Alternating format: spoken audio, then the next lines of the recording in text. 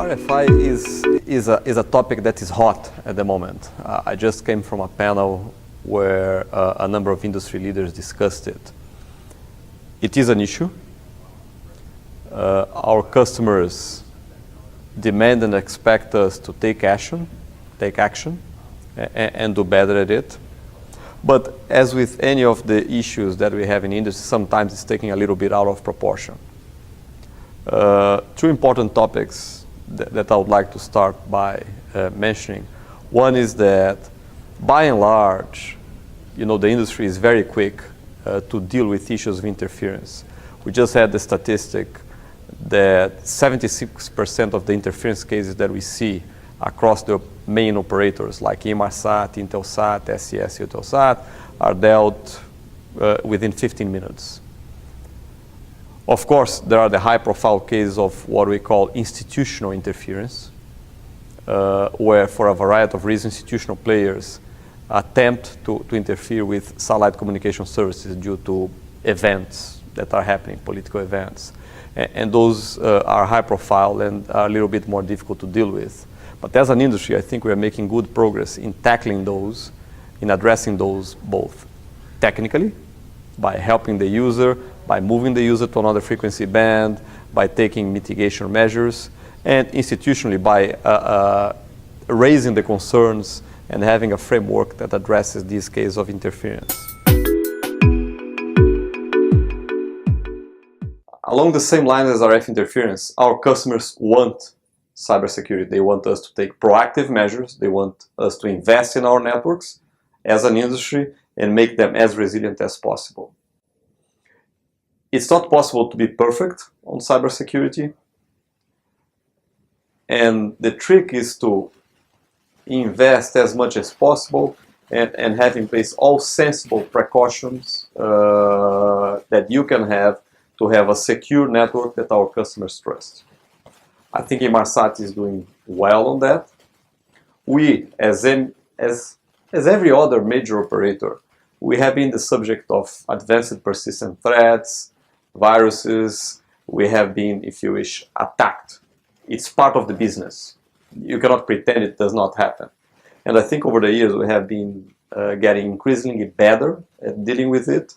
And dealing with means being proactive, call it preventive medicine. Dealing with, the robbery and changing the locks afterwards is never a very good strategy in cybersecurity.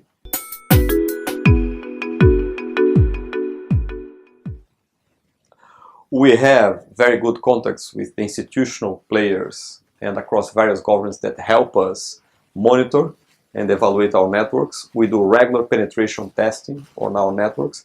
We deal with sensitive government traffic normally with separate chains of control, and many times we have separate equipment or secure rooms. So those facilities are in place across the group, not only with Inmarsat government. We have dedicated staff on cybersecurity. The best example is that we started last year, mid last year. We did set up a cybersecurity operations team, not a big team, but a team that is monitoring the threats and the attacks that we receive on a 24/7 basis out of Holland. It then prioritizes and investigates, has a first line of investigation 24/7 of those attacks, and the ones that things carry a bigger threat or could be damaging to the organization are escalated to a small analyst team that then takes evasive action. Richard Manuel, our Director of Cybersecurity Operations, is in charge of that team, and that's a perfect example of how Inmarsat is trying to be at the forefront of providing our customers with as safety a network as possible. First, I can tell you that there is a lot of it. I don't think Inmarsat has done so many different things and has not been as innovative in its existence as it has been through the last couple of years. If you just look at our existing franchise for a start, at L-band, we are launching new products or improvements of our products across all the market segments that we're working.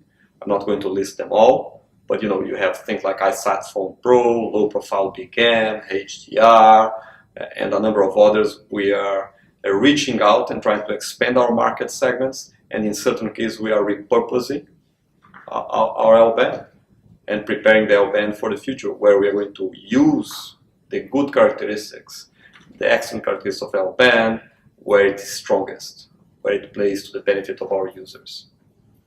And at the same time that we are doing that, we are starting to launch our Global Express service.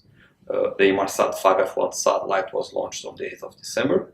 It has finished all its testing, including the bus and the payload, and passed with flying colors.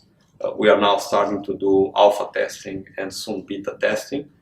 And there is a whole plethora of products that are coming on the Ka-band space as part of Global Express to extend the range. It will not only provide better mobile service to our users, but it will start reaching out to the traditional VSAT markets that we have not addressed over the last few years.